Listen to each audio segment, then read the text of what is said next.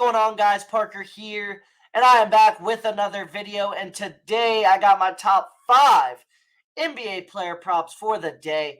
And before we get in this video, do me a favor and subscribe to the channel down below and give this video a big thumbs up for the daily uploads of content every single day. We're on the road to 4,000 subscribers, so each one of you subscribing, each one of you guys liking my videos really helps me out a ton and helps push my content out to more and more people. And if you guys haven't yet, make sure to follow me on Twitter. Make sure to follow me on TikTok.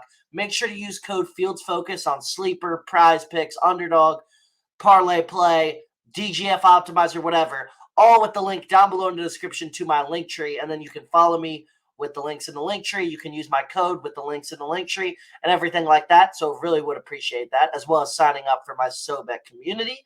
But yeah, guys, 2-2 day yesterday. Was so close to a 3-1 day. Kevin Durant pushed with he needed 31.5 points plus assists. Game should have went to overtime. That was not a foul. Caught a foul. Durant had 2 free throws. He made them both, so he got to 31. If the game goes to overtime and they don't call that foul, he covers with ease. And then Shai Gilgeous-Alexander just played absolutely horrible. That was a bad read on me. The Clippers are a good defensive team. At 30.5, I just figured Shai could get us 31 points. He's been so consistent all season long, and he sold a bunch of alt line slips on Fanduel. Sorry, I need a little sip. Sold a lot of alt line slips on Fanduel. Had his line at like 25 points, minus 400 odds. Dude couldn't get us 25 points. It sucked, but we moved from there. Got another big day of plays today. We got another day where we're about to try and sweep the books, FanDuel, DraftKings, Prizepicks, whatever. We're playing on all of them. And without further ado, let's get right into today's plays, and let's make sure we have another winning day. Like I said, we are on a 23-11 run, I want to say. Hold up, I might have butchered that. Actually, 25-11 run. Sorry. We're on a 25-11 NBA run to start the new year. So our plays have been absolutely dominant to start the new year. I believe that's over a 2/3 hit rate, so over a 67% hit rate. So that's pretty damn good. And let's keep it going. Let's keep it rolling.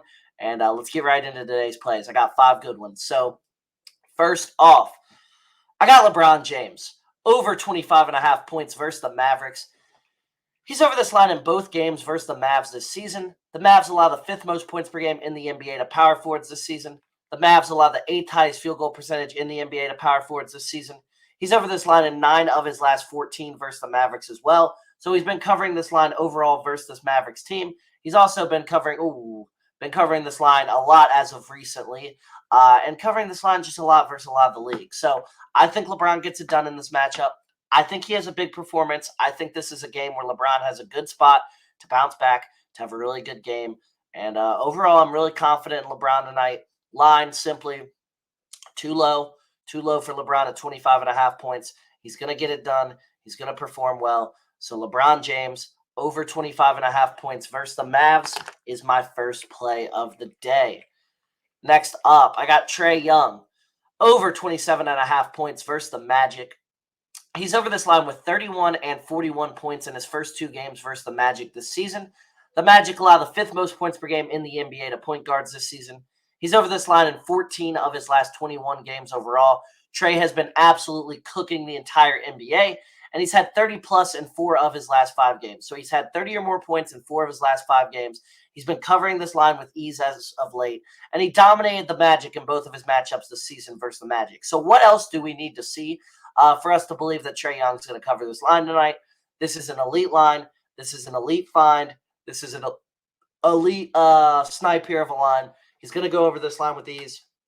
So Trey Young, over 27.5 points versus the Magic is my second play of the day.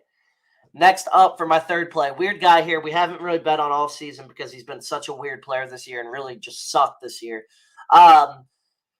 Weirdly, one of my favorite non-superstar players in the league, just because I always wanted Andrew Wiggins to prove people wrong, and then he did that one year and made the All-Star team and was a starter in the All-Star game, and then he hasn't proved him wrong since. But Andrew Wiggins, over 12.5 points versus the Jazz. Over this line in 2 of his last 3 games since becoming the starter again. 13 or more field goal attempts in each game since rejoining the starting lineup. Jazz allow the 10th most points per game in the NBA to small forwards this season. Volume will be there for Wiggins. He should be able to cover this line. 13 or more field goal attempts in each game since rejoining the starting lineup should tell us something. Wiggins is going to get the shots up. He's going to shoot the ball a good amount. Who the hell else is going to score on the Warriors outside of Curry? I mean, like, Wiggins, the thing that's been so frustrating this season about Wiggins is you are the second best player on a championship team. The second best player. And I don't think there was an argument that Clay was better than him at that point. Wiggins was the second best player and had a real argument until the last game for Finals MVP. And now he's out here and he's horrible. What the hell happened in 2 years? He's not old, so that's not the issue. He's 28 years old. He should be in the peak of his career, the peak of his athleticism, the peak of his powers, and he's as bad as he's ever been. Doesn't make sense. I think he's kind of getting in a little groove, and he's kind of getting some confidence back because he's shooting the ball. I know it's not going in that much, but the 13 field goal attempts are a sign, in my opinion. He's going to cover this line versus the Jazz in a good matchup. So Andrew Wiggins, over 12.5 points versus the Jazz, is my third play of the day. Next up for my fourth play, I got Damian Lillard, over 24 points versus the Cavs. He's over this line in his first matchup versus the Cavs this season. Cavs are in the top half of the league in points per game allowed to point guards this season. He's over this line in 4 straight matchups versus the Cavs as well. Line is way too low for Lillard. This line is way too low, as I typed right there. Maybe I have a little too much caffeine in me. Maybe I have a little too much energy in me. But I don't know. I typed way with extra Y because it is. I don't understand why this line's so low. It's going to be bumped probably to 25.5 damn near by the time he plays. Cavs struggle versus the point guard position all season long. They've been better as of late, but still, that doesn't mean anything. Line's too low. Lillard's been covering this line with ease his last 2 games as well. So Damian Lillard, over 24 points versus the Cavs, is my fourth play of the day. Next up for my fifth and final play, I got Travis Kelce. Jonas Valanciunas, over 23 points plus rebounds versus the Hornets. He's over this line in 4 of his last 5 games. Hornets allow the second most points per game in the NBA to centers this season. Hornets allow the second most rebounds per game in the NBA to centers this season. 39 or more points plus rebounds in 4 straight versus the Hornets. Why the hell is this line so low? Why? Why is this line so low? Please explain it to me. It makes absolutely no sense. This is an elite line.